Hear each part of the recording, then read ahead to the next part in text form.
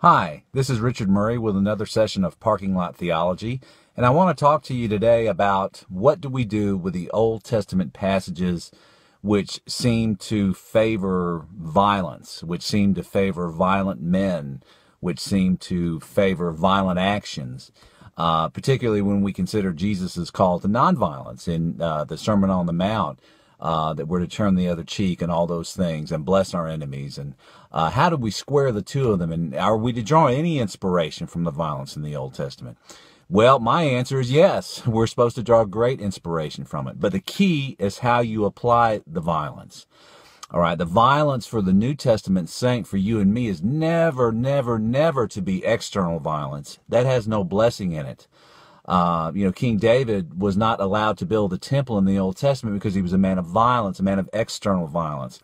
So, but there is an internal violence. Now, the only violence we're supposed to commit in the New Testament is violence against evil impulses or vain impulses or prideful impulses or ideas, lustful impulses, wickedness in high places in our thoughts. But we are to be warriors on the inside.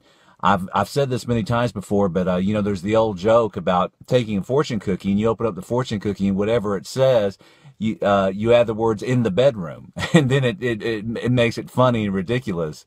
You shall have wonderful tidings today in the bedroom. And of course, I'm not going to want to get dirty with it or anything, but I'm just saying it's funny to do that sort of thing.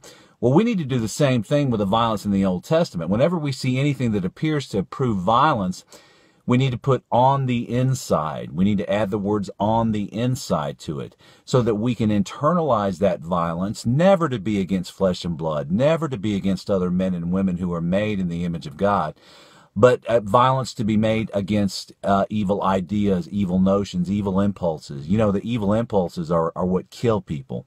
Are what hurt people, or what crush people, or what condemn people. So those impulses we need to nail, and we need to be men and women and mighty warriors of God to nail those things right when they come through our thought gate. That no, you have no place here. You are an enemy, and I'm fighting the battle at the gate to keep your evil thinking and your dark thoughts out of my mind.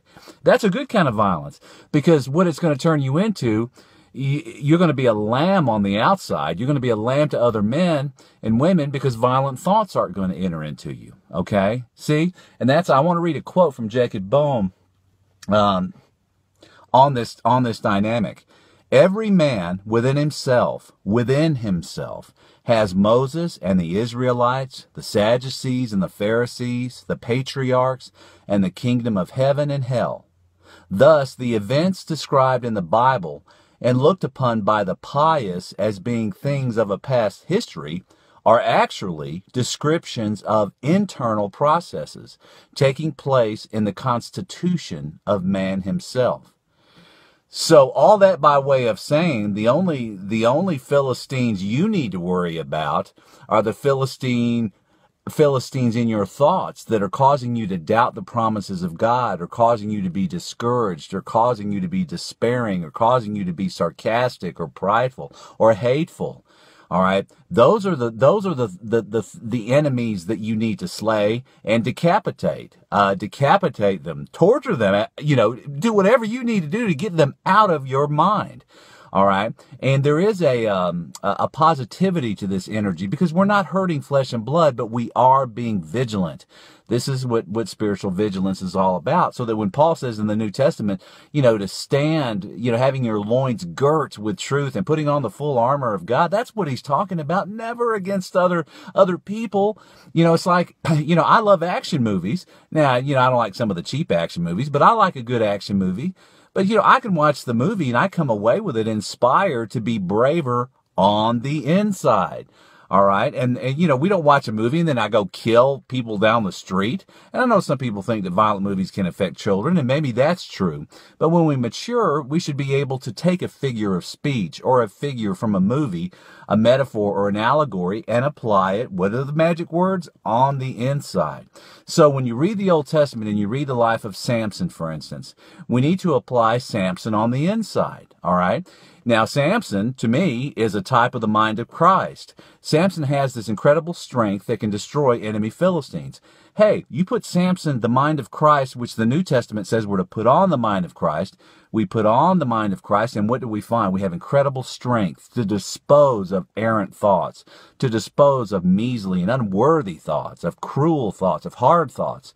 All right, we have the mind of Christ. But if we neglect our so great a salvation and we neglect the mind of Christ, then we get the haircut. We get Samson's haircut, and then the mind of Christ can't help us until we put it back on.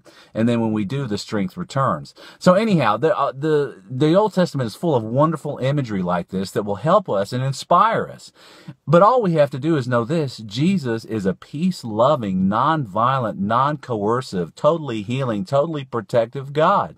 You're never going to do anything on the outside against any other living creature that violates that principle. Jesus loved all men, and Jesus wanted to protect and still wants to protect and heal all men. But when it comes to violent thoughts and the things that keep us from him, he is a warrior. He is the lion. So he's a lion on the inside, but a lamb on the outside. So anyway, I'll talk to you next time. Blessings.